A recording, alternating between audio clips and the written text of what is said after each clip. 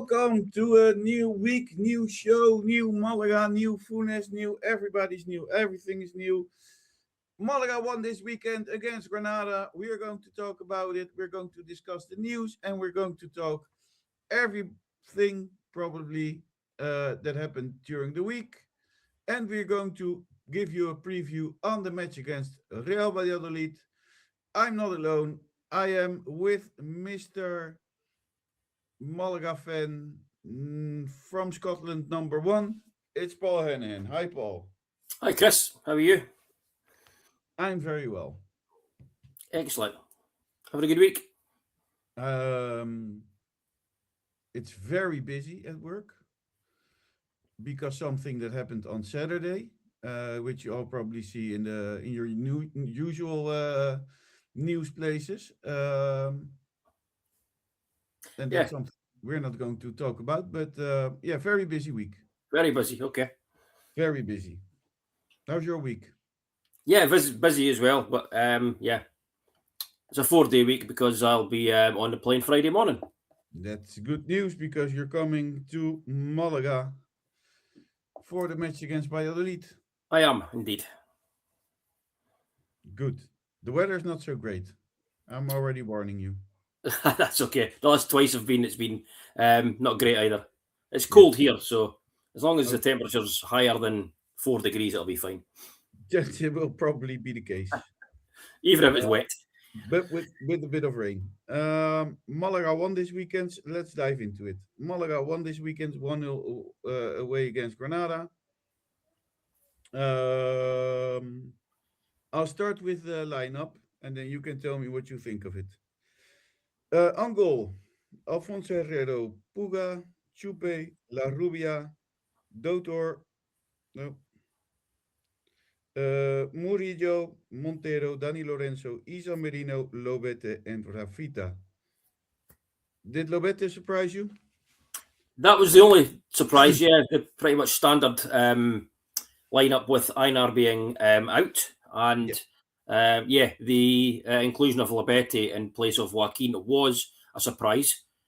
But then we found out that Joaquin wasn't feeling, he was feeling a slight injury, so that's why he didn't start. So that we didn't know that at the time. We only found that out after. So yeah, that makes perfect sense. Yeah, strange that we found out after and not before the match. We did exactly, yeah. Usually you find out before the match, but now Malaga hid it very well. It was a very good kept secret. Granada started off pretty well. When I saw the way Granada started, I thought, why are you guys not on the top of the table right now? It was a very frantic start, wasn't it? They missed straight from kickoff. They had that chance, the header. I can't remember who it was that put it wide. Just over the top, just wide, right from kickoff, as I said. And then they had another couple of chances as well. Sola had a chance, a great chance from the cross from the left. He put it wide. In between times, we played all right. We had a couple of good moves as well. Puga's ball in for Lobete, which he didn't get much of a contact on, and Chupi had the chance as well. But it was, first 10 minutes was a bit of a frantic start, wasn't it? Yeah, I would say that the first half was pretty good from Granada, where we saw that they played up very high. Even Lucas Dan played far away from his goal when they had the ball. And I think Malaga had a very hard to try and control the ball. The first 10 minutes after we had the ball for several minutes, but Granada was giving us a bit of football class, wasn't it? Yeah, it was. I mean, we said that last week that we expected them to the high press, and that was something we had to try and play around. I think we struggled with that early on. As the half wore on, I think we played a bit better and tried to bypass that, and Herrero went long sometimes as well to try and go past the high pressure from Granada, and I think that's where our main chance came from in the first half. We bypassed that, and then we got the penalty. Yeah, because although it was Granada with the better chances and controlling the ball, which seems that Malaga wasn't able to get in their play. A bit out of nothing, Chupe get in front of the goalkeeper, and yeah, there is a foul on Chupe, and Malaga gets the penalty kick. Yeah, and yeah, it was obviously it was a penalty. He nicked in front of the player and got brought down. Yeah. And I mean, it was good to get to where they were at that point. It was a bit of decent play as well to get in behind and win the penalty. Chupe took the penalty, took it very well actually.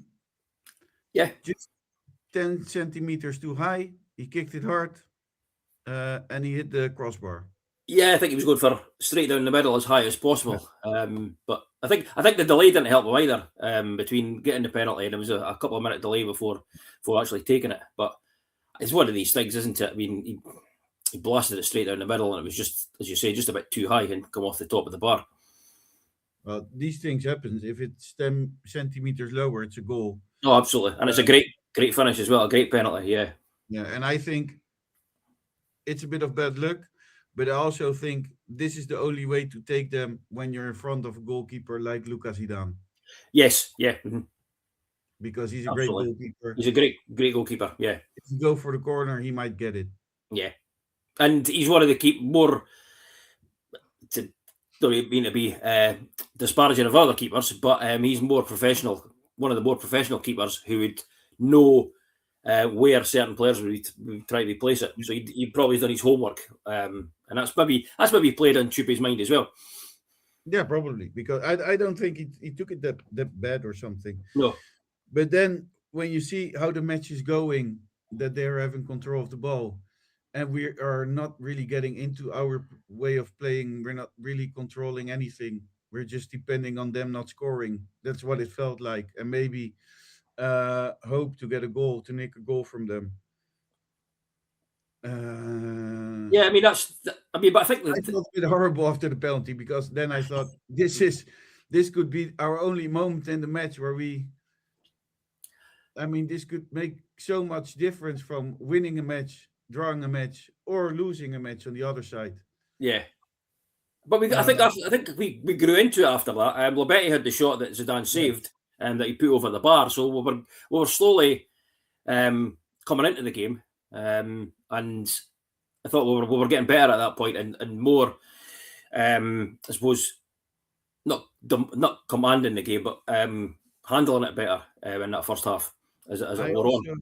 I also think that, and that's a bit a thing. I don't think Lobete was great. I also don't think he was very bad, but he also didn't really surprise me. Yeah, he had I suppose his standard game, didn't he? He wasn't outstanding, but he wasn't terrible. Yeah, not terrible, but also too little came from him. Once you get a Yeah, chance yeah. in the first team, it's not what you want to see. That's more the Yeah. thing. I hope more. I hope to see more from him. It's not enough to play Joaquin out of the starting 11 for me. No, I think you're right, but maybe give him the benefit of the doubt. He's been out with the team for a while now, and getting back up to speed with the team and the way it's playing as well. The team's managed to get, as we said last week, managed to have a good bond with the players that are playing regularly. So to try and come in and replace a player who's been playing regularly in Joaquin, and Labetti doesn't play in that position wide on the left. He plays more of an inside left, nearer to the striker as well. So it's a bit of a different role, and the team have got to adapt to that as well. So that was maybe twofold: him not having been playing recently, and the team not having a different type of player on the park as well. Yeah. We went to tea with a 0-0. And then Malaga came back onto the pitch, and I don't know what Funes did, but it helped. Yeah. Because Malaga started to take over control of the match, started to create some chances.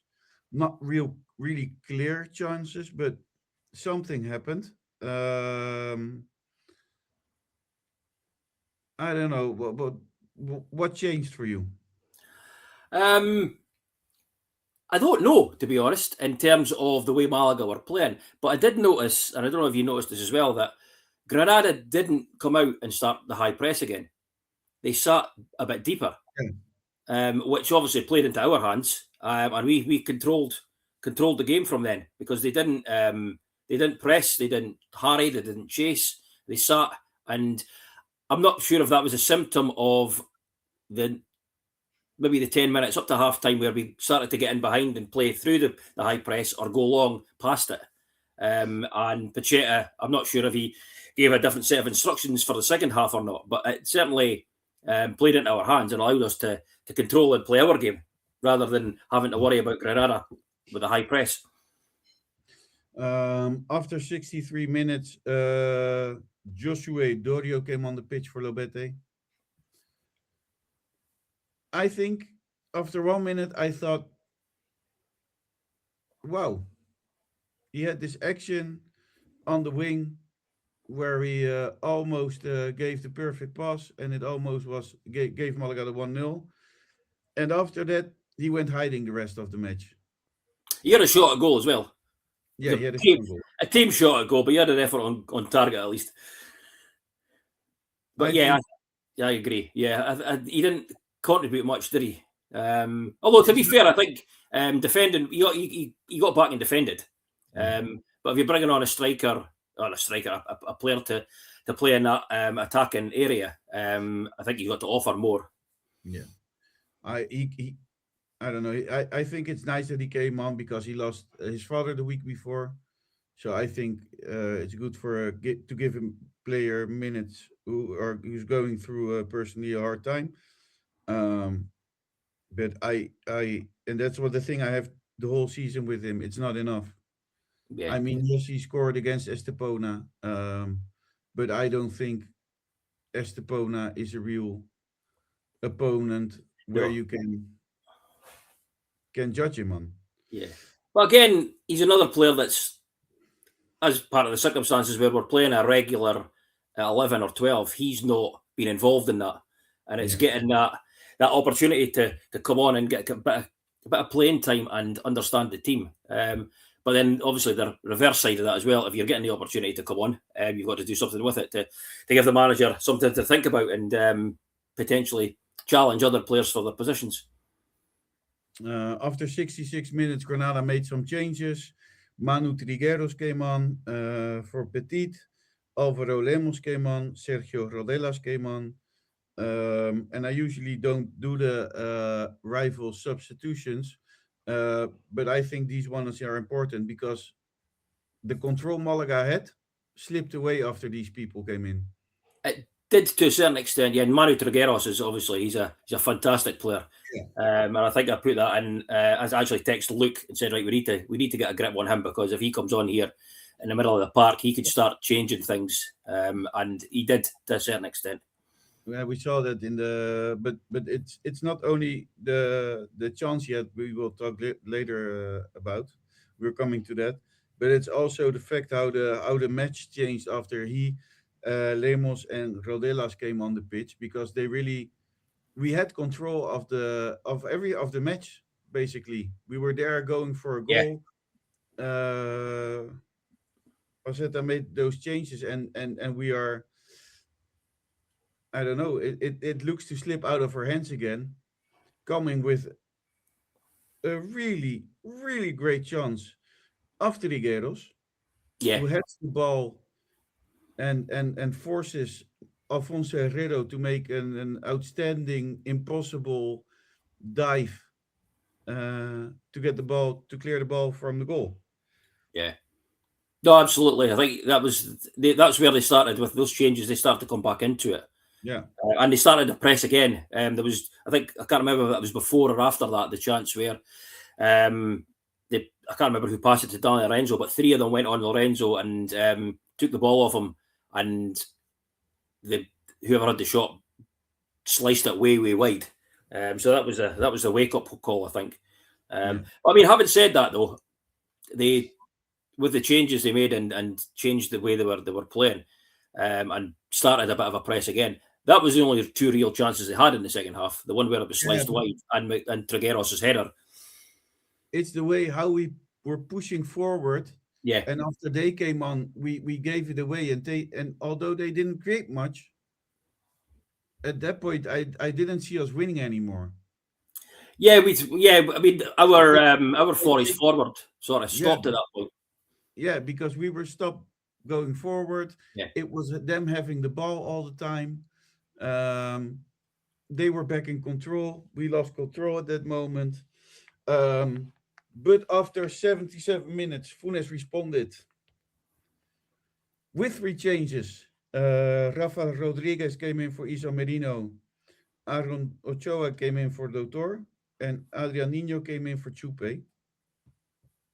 And I think that resulted in something. That changed it back in our momentum, I think, didn't it? Yeah. Because we got a bit back in the game, and after 87 minutes, a great pass from Aaron Ochoa to puts La Rubia one-on-one on the goalkeeper. And the great goalkeeper Lucas Zidane stopped the first attempt, but then the ball falls behind him, and with the second attempt, it's a goal.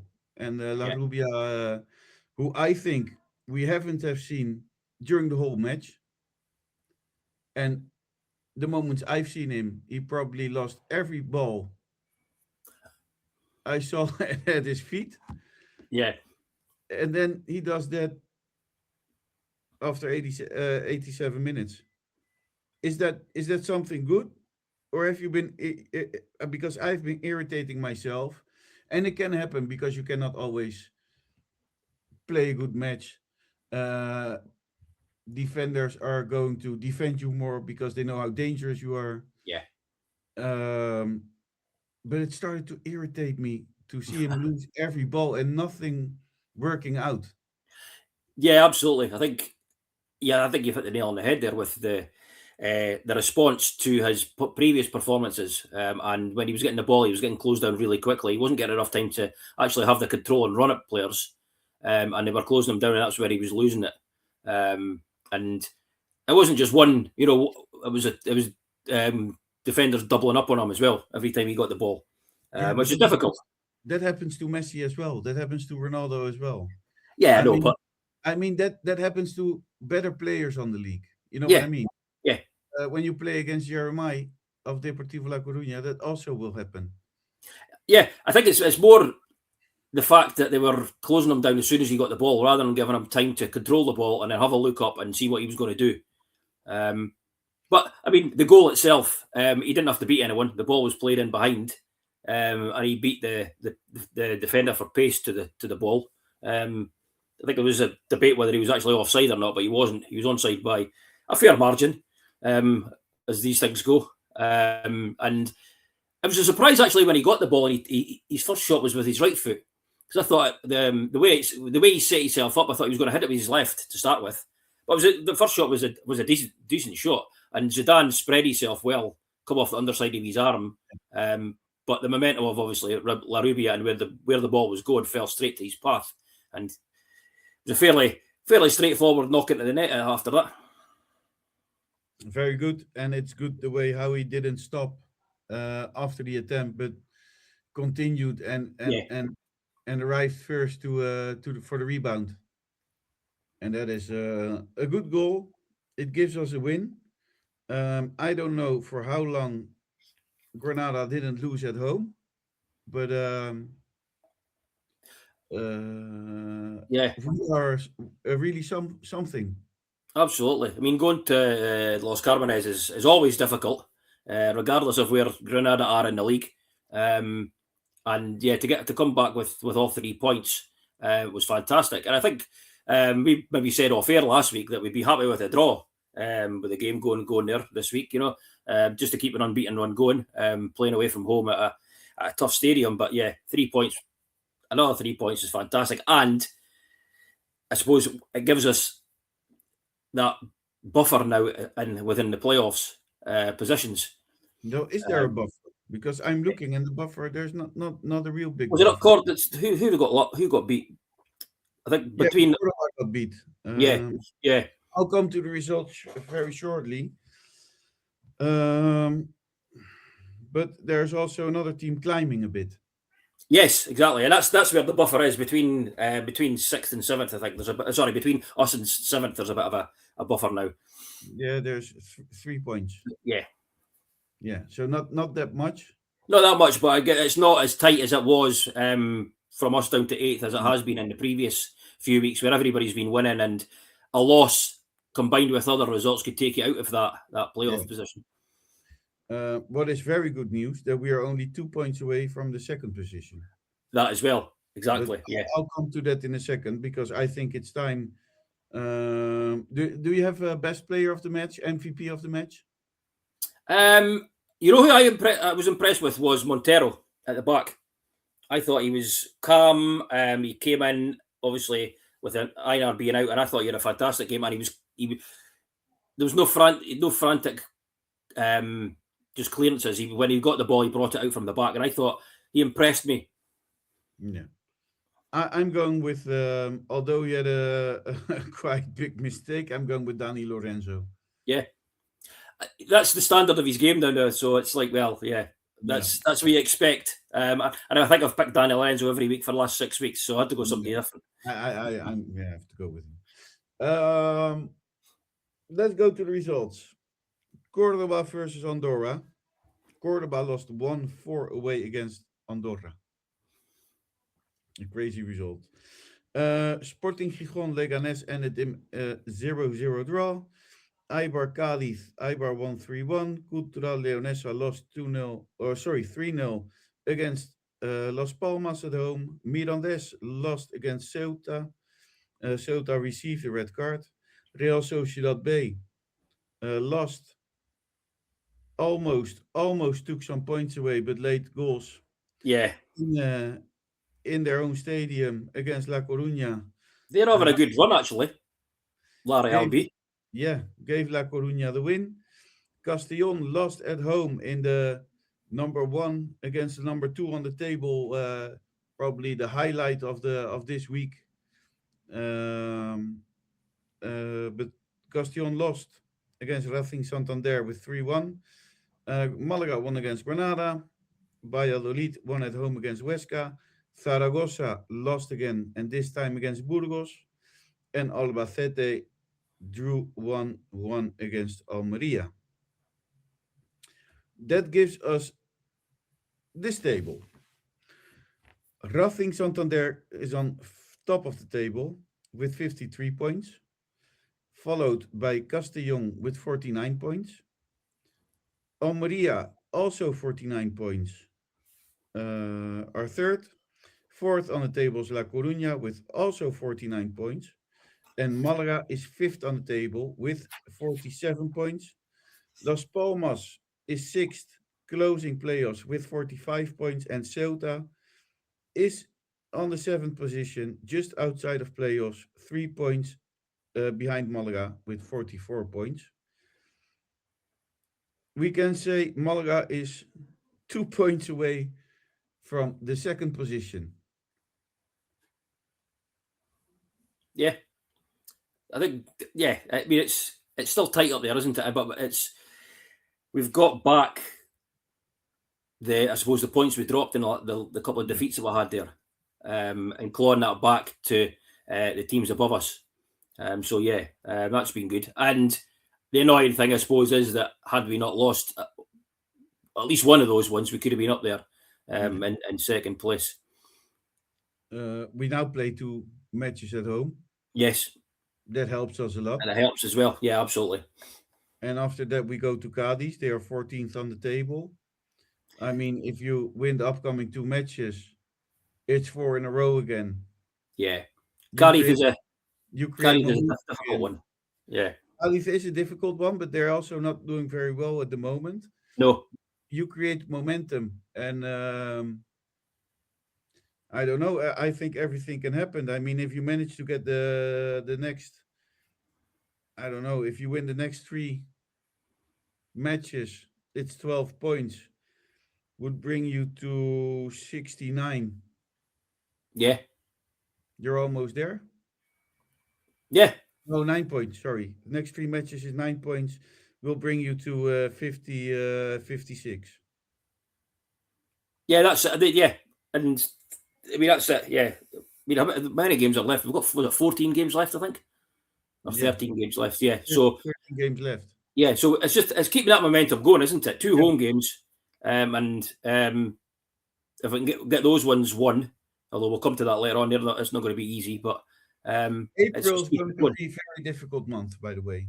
Yes, yeah. I've looked it up, and April is going to be. We've got hard games coming up, yeah.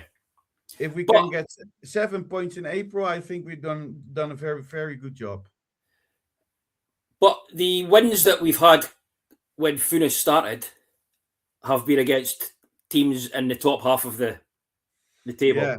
And the defeats that we've had more recently have been against the teams who you're expecting to beat. They're at the bottom end of the table and are sitting in. And so I think we play, the way we play is more suited to an open game against better teams.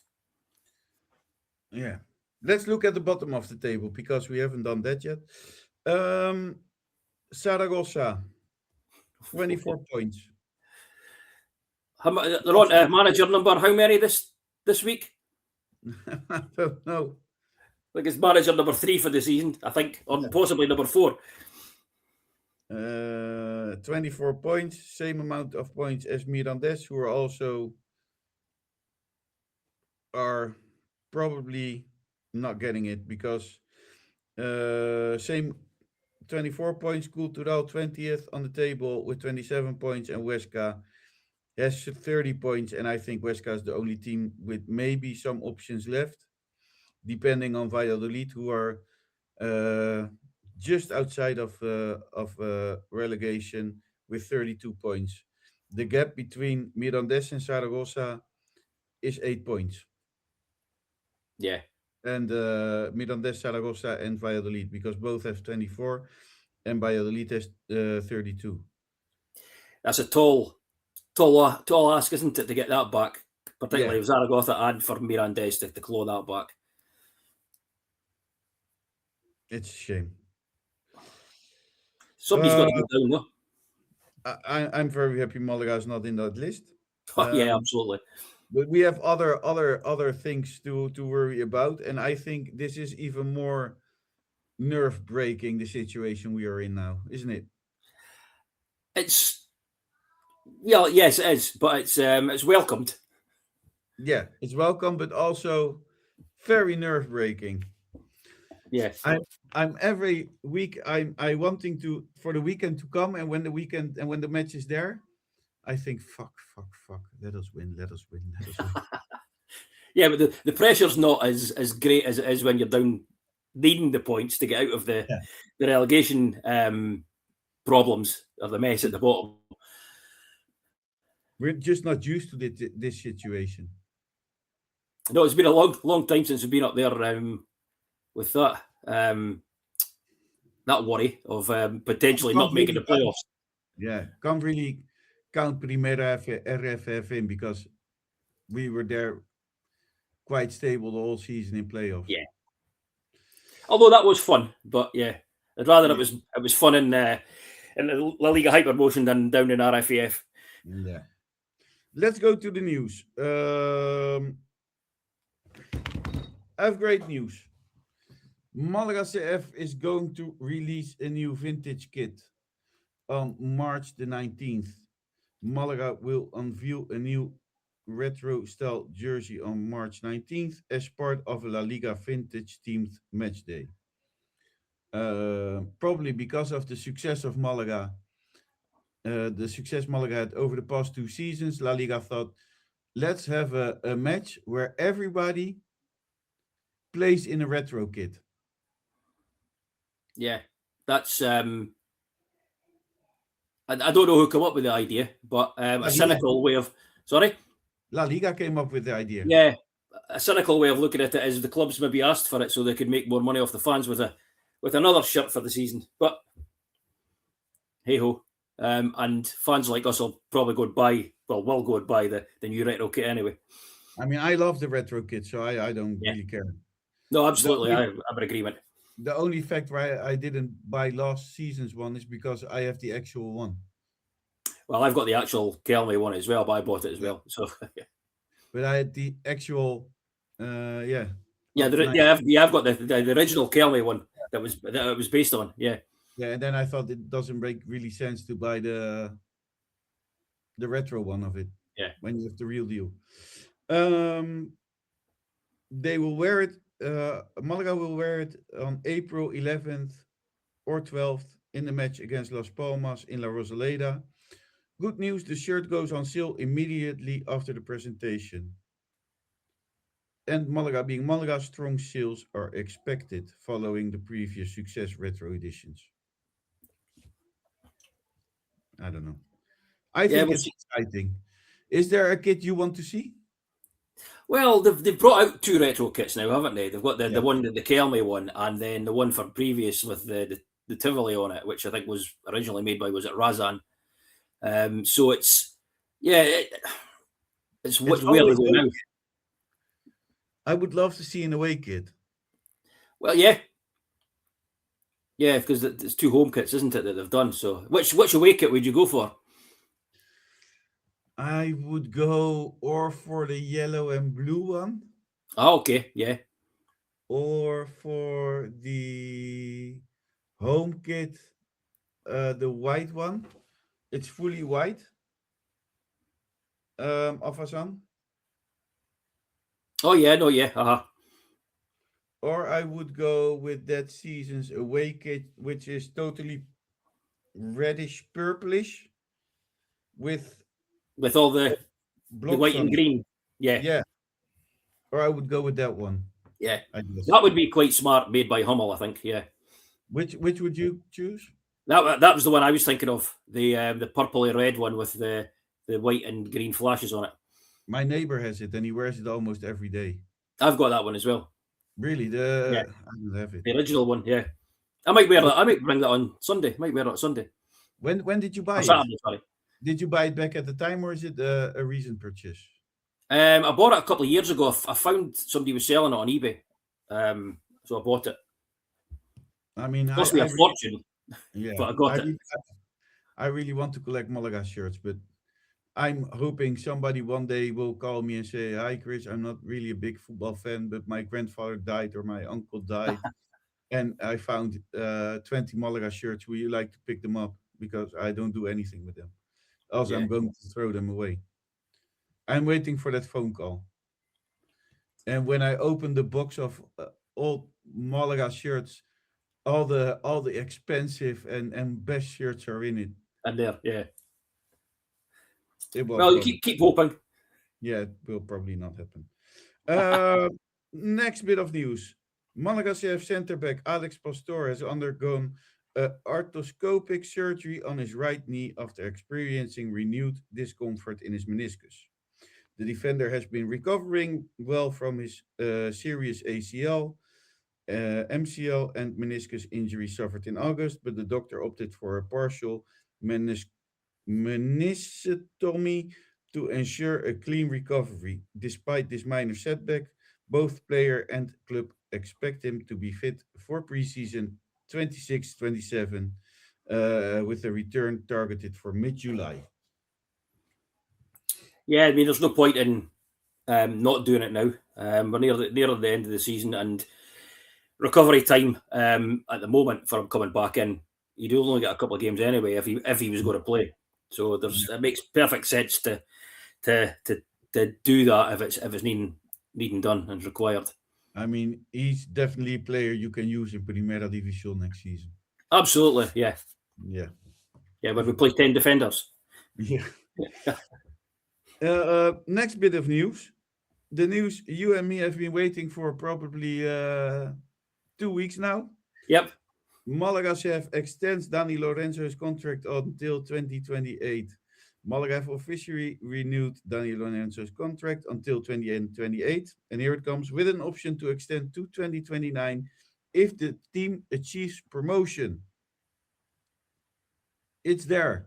That's up staying till 2029 then. It says with an option to extend to 2029 if the team achieves promotion. Yeah. That's probably the first contract that names promotion. Yeah. That's the thing, because in the club they're also thinking now, and if it's not this season, it's the season after. They're already thinking of promotion. Absolutely. But that's The good. That's good. Yeah, They're thinking of that. the deal also improves his contract terms, which is good because he deserved that, Yeah. and release clause, securing one of the club keys midfielders for the coming season. Lorenzo joins other important players who have recently extended, including Rafita, Alex Pastor, Aaron Ochoa, David La Rubia, Carlos Puga, and Angel Recio. The midfielder has repeatedly stated that his focus is fully on helping Malaga fight for promotion, and he will only leave the club if it's an irresistible offer for both him and the club. The fact we have renewed them all doesn't mean they're staying all. No. It never does it? No.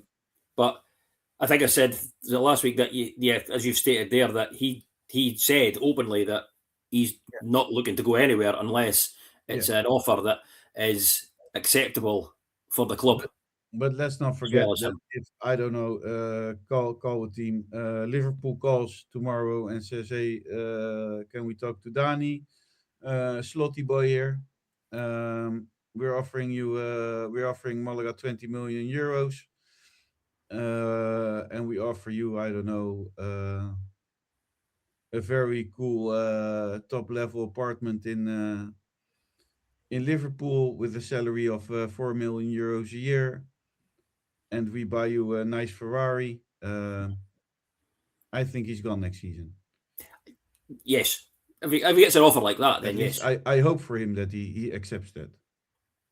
Well, But yeah, you would hope so.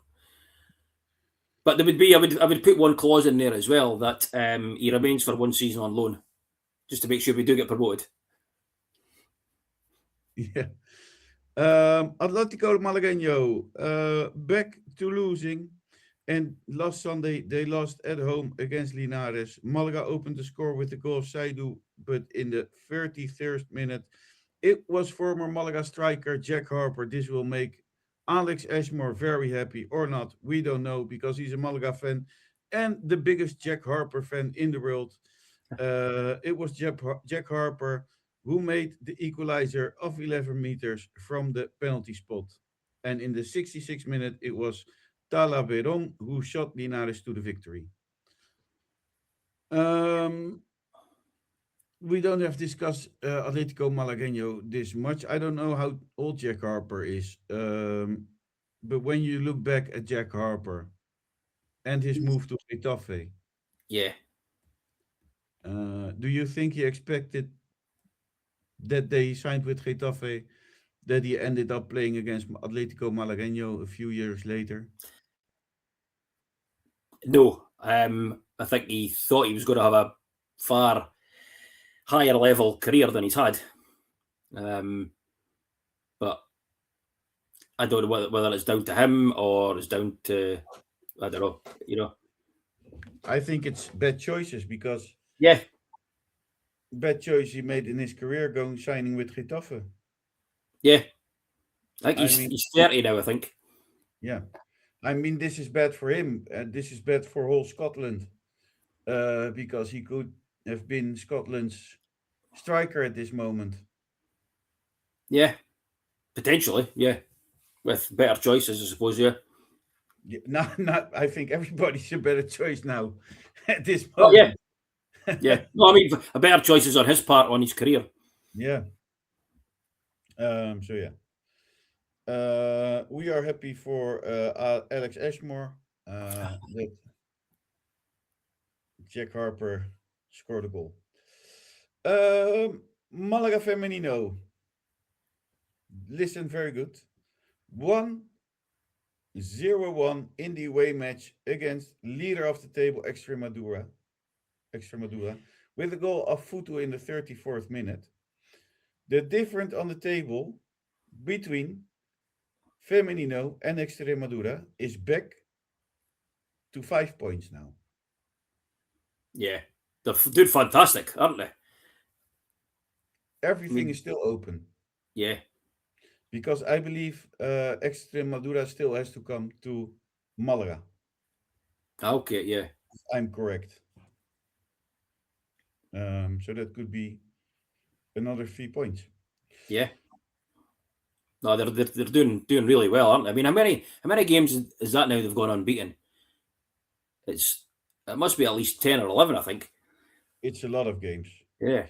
And I hope we get to see because I think they deserve that, and they did it in the past with when they played the Copa de la Reina.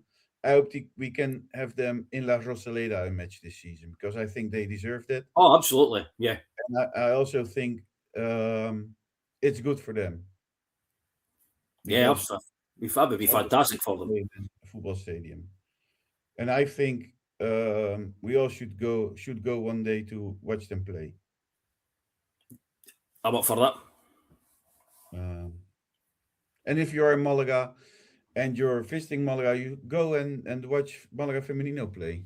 Why go and see Malaga's first men team play when you can also, I mean, watch Femenino who also doing an incredible job with a lot of, well, they are undefeated in, I believe, 11 or 12 matches already. Yeah.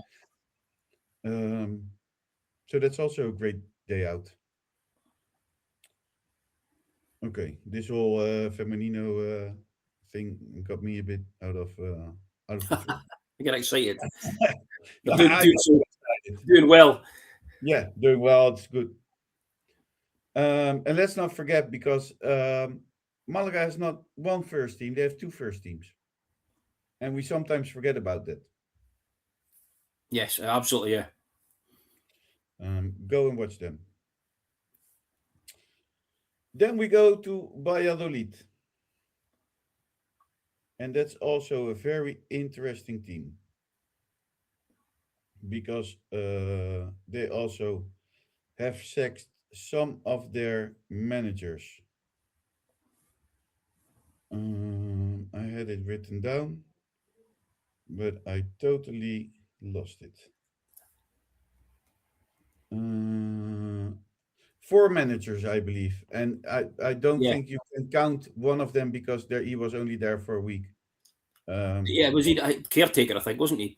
Yeah. So, do we count him in as a manager?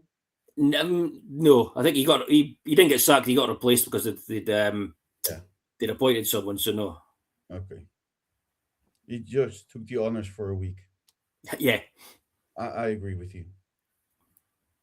Still on B Soccer, it says that they had 4 managers this season.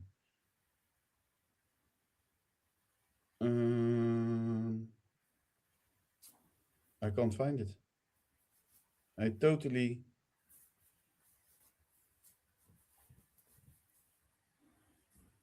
Are you guys waiting for me? Okay. What do you know about Valladolid? What do I know about them? They're struggling at the moment. They've not when they got relegated from the top league. Since then, they really have struggled. They're not. They're a strange team, actually. You know, they pull some results out. They beat Ceuta not that long ago away across the water in Ceuta. Look at Ceuta now; they're playing well and creeping up that league, as you said earlier, to try and challenge for that playoff place. At the turn of the year, they drew with Racing as well, but in between times they got thumped from Granada. They've been thumped from Castellon. They've been thumped from Cordoba. They lost at home to Albacete, and they got thumped from Leganés. So they're leaking goals left, right, and centre, and other goals, and then they go across to Ceuta and won 3-0. So they're a bit of a strange team in that, and I think they probably like playing away from home better than at home. I think they're better sitting in and being more compact and hitting teams on the break than having to play at home and be the the team that instigates a lot of the play. Yeah. It was 3 managers. They started the season with Guillermo Almada, but he got sacked in December. Then they had Cici Gonzalez for a week. That's the boy. Yeah, that's the one we were talking about. So we don't count him. But then Luis Tevenet came in, and he was the manager from the 23rd of December till the 15th of February. Yeah. That's less than a month. Yeah, pretty much. Yeah. The day after they presented Fran Escriba, who's the actual manager. He's the manager now. Yeah. Any players you think, wow, that's a really good player? Juan Melatasa is a good player. I think he's one of their better players. I think. And they've got Amat and Chuki who play up front as well, who are quite well. I mean, they're danger players, I think, but I think we'll be able to handle them. But Chuki's officially he's attacking midfielder.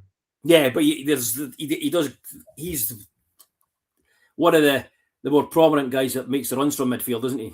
He's also one of their Pichichis, so one of the players with most goals, together with Peter. Peter Federico, yeah. He's the top scorer this season so far, isn't he? Yeah, together with Chuki, they both have 5 goals. Yeah. For the rest, well, Guillermo is on goal.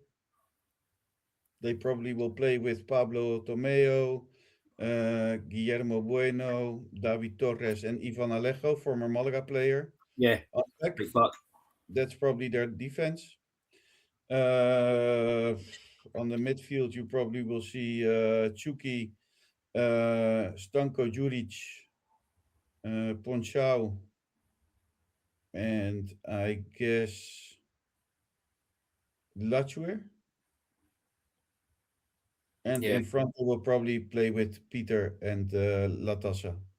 Yeah. That's probably how they play. But it will be, I think, Peter or Latassa, because I think their style of play is a 4-3-2-1. One up front, yeah, aye.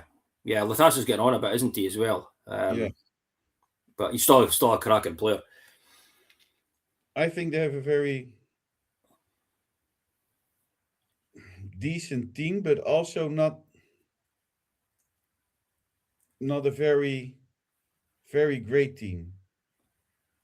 Do you agree? Yeah, I think they're as I say, they're a funny team. I think. I don't. This is the thing. The way they play, I think, could cause us problems if we're not careful. If we don't play the right game, and the players that they've got could cause us bother if we're not playing them the right way. And I think it's more the transition for me that we don't get too carried away with attacking and forget how to defend, particularly when they're on the break. Yeah, I totally agree. In their last 5 matches, well, last weekend they won against Huesca 1-0. But the week before they had a draw, and the 3 matches before that there were 3 losses. One against Granada 5-1. Castellón defeated them with 4-0 in their own ground, and Cordoba won against them. The important question is, of course, are they missing any interested players? And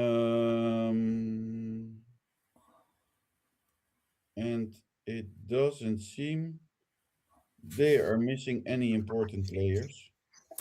Ahmad Ndiaye and Guillermo Bueno. Is Amat not? Is he out? Is he? Who? Amat Ndiaye. Ahmad seems to be out with a broken leg. Oh, okay. I must have missed that. I didn't realise he was out. So, but then I don't keep up to date with the Valladolid team and who's injured and who's not. This is what internet says. Probably other people have more information about it or better up to date than we are. What should Malaga do? Because that's, of course, the most important thing. I think we play our own game. We're at home in front of our own fans. I don't think, as I said, as long as we take care of the match in a professional way, I don't see us not winning. But we've got to be professional throughout. And I think if we play depends if Joaquin's back or not, but I think we just play the same team as we've been playing with Joaquin, and I don't think we should have too much trouble with them as long as we play it professionally and have an eye on knowing how they're going to play. They'll sit with their double pivot sitting in, which we'll have to try and break down if they're playing the 4-2-3-1. So, but we're more than capable of doing that. And I think the movement of Ethan Marino, Lorenzo, and Dotor will pull or could potentially pull that double pivot all over the place and expose the defence. Do you remember how we played against them? How we ended away against them? That was 1-1, wasn't it? Yeah. I can't remember. I honestly can't remember the game itself. It was Peter who scored for Valladolid in the 5th minute. And Nino scored, didn't he, for us? Yeah, 59 minutes it was Adrian Nino. Yeah. I can't remember if there were any really outstanding things or referee mistakes, things like that. No, I can't remember. I vaguely remember their goal though.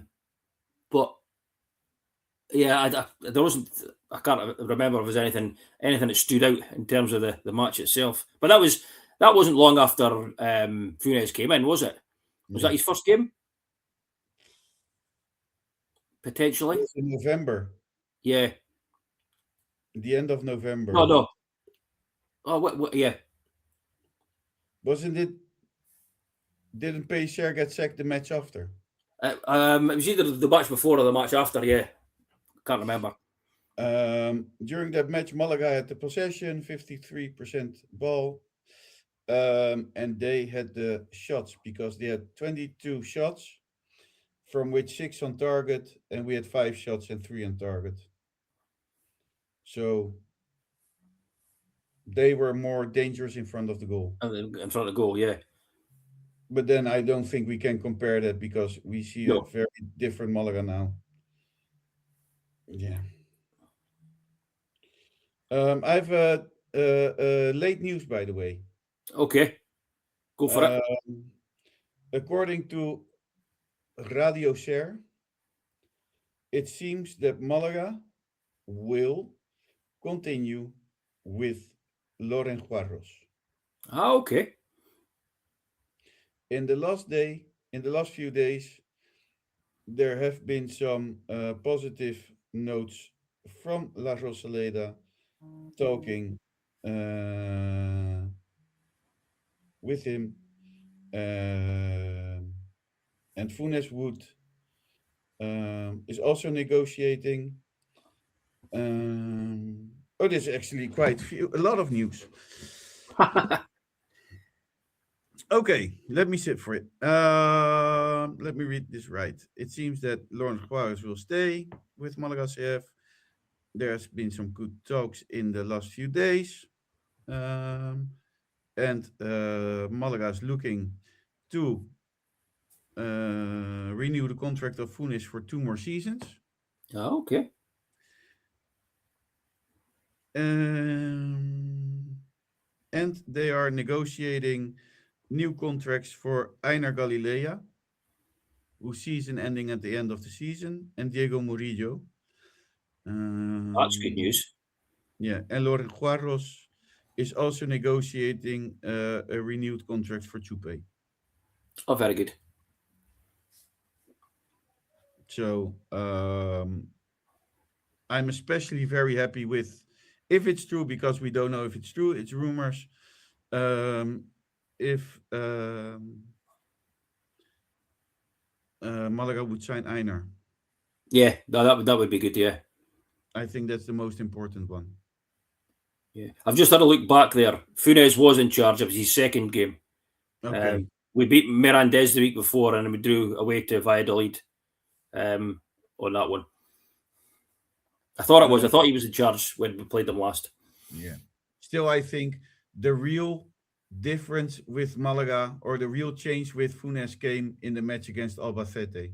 Oh, absolutely. He was only just in the door then, and starting to put his ideas across. And it wasn't long after that, I think, that we had the joke that they were only playing for half a game. Yeah. I think, because that's what he said, right? We just played half a match. Yeah, and I think that was. I think my point about that was if they were going to, if that was going to be style of play with pressing and being on the front foot, then I was happy with that as long as we didn't concede 3 goals in the half we weren't playing. But it seems to be the way the press now from the off has been brilliant. So that's they're playing a full match now, thankfully. I think Malaga should change nothing. This podcast is getting boring. I thought talking about doing shit for 5 seasons, 4 seasons, because we promoted 1 season. I thought that was boring, but this is even more boring. Yeah. Who's your player of the week this week, Chris? Yeah, Daniel Lorenzo. Who's your player this week, Paul? Yeah, Daniel Lorenzo. Yeah. What you could do, no, Einar isn't playing. We know that. So probably Montero will play, because I would go with Montero. Yeah. I would the change I would make is probably bringing Joaquin back on. Yes. Instead of Lobete. Yeah. It all depends on how, if Joaquin's come back to whatever issue he had is cleared up now. Yeah. I mean, and there's no point in taking out any other player. No. And that also makes it very dangerous. There's players just one yellow away from suspension, isn't there? Yeah, that and the players we have, the first 11 is quite clear. Yeah. Everything under it is like a world of difference in quality. Yes, I think that's been shown as well, just what we were saying earlier on with Dorio coming in, and Labetti coming in as well from the start. Dorio coming on for quite a good number of minutes for the game and not really producing. And we're getting in the stage of the season where the players have more minutes in their feet. The intensity in Segunda is high. More overpressure on the legs. Yeah. This is the moment where injuries come. And if you look at our squad, our first team is very, very good. But everything you miss, you have to fill up with somebody who doesn't get to that level. Yeah. Well, to be fair, in some positions, but I mean, if you miss Puga, it's a world of difference.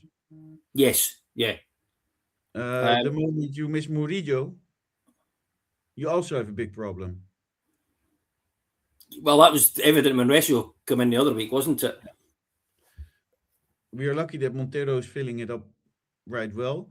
I don't think it's that much of a difference if you start with Chupe or with Nino, because I also don't think Chupe is bringing enough the past 2 matches or even more.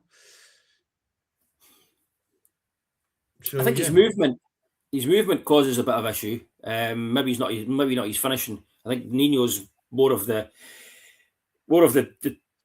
box striker, waiting on chances coming in the box, whereas Chupe does drift and take players with him. So, yeah. But yeah, I mean, at the end of the day, he's a centre forward, and we need goals from him. But the goals have been coming around from other players as well, so that's not an issue at the moment. It's only if they start drying up.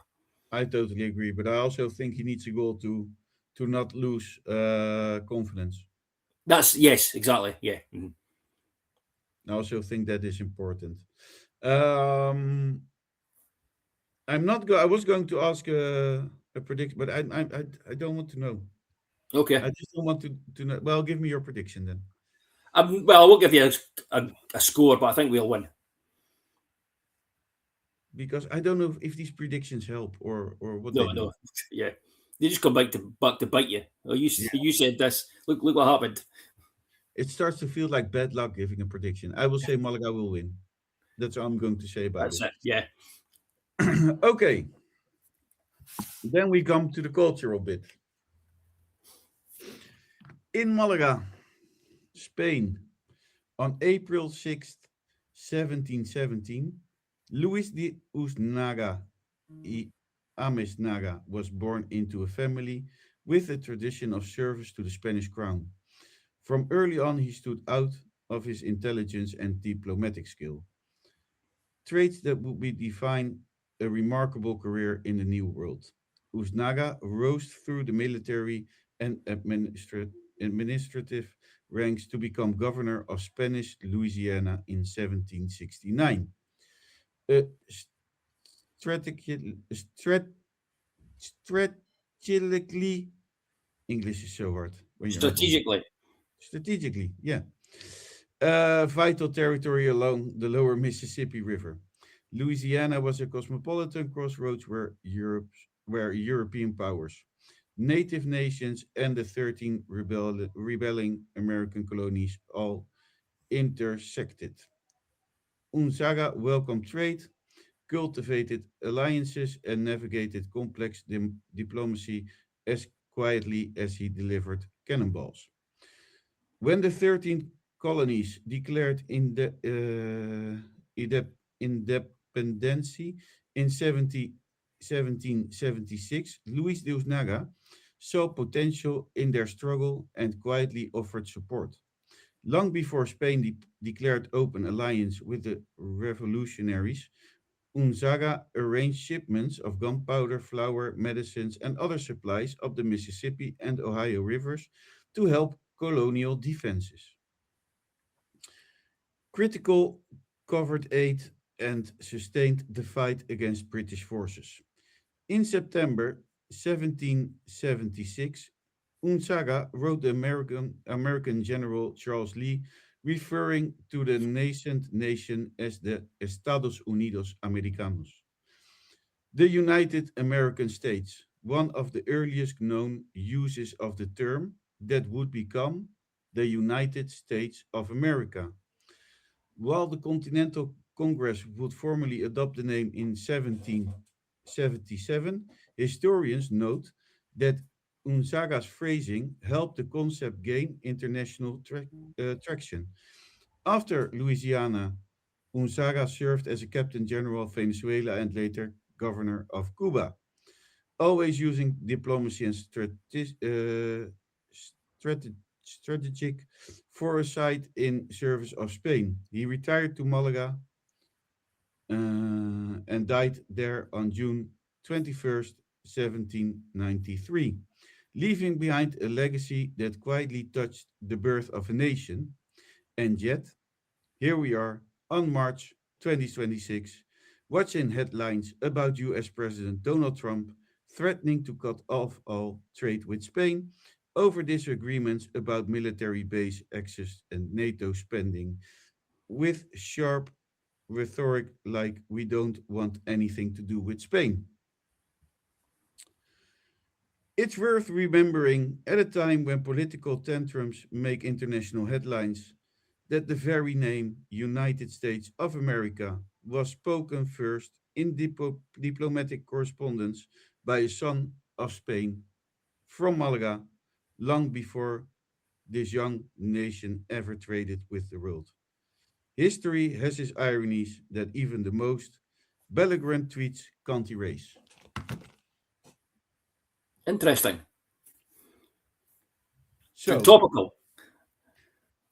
the name of the United States of America was not invented by anyone else than a person born in Malaga. Yeah, that's Crazy. interesting. Yep. It's a crazy bit of history. It is Which indeed. is very interesting nowadays. Yeah, I think we covered it all. I think so. Do you have anything left to say, Paul? Other than I will see you on Saturday Yeah. uh, Oh, at yeah. I will see you La on Saturday. Hermanos Madrid. at Hermanos Madrid. Don't forget to like, subscribe, and if you are in Malaga, come to Bar Hermanos Madrid to drink a beer with us. Vamos Malaga. Vamos Malaga.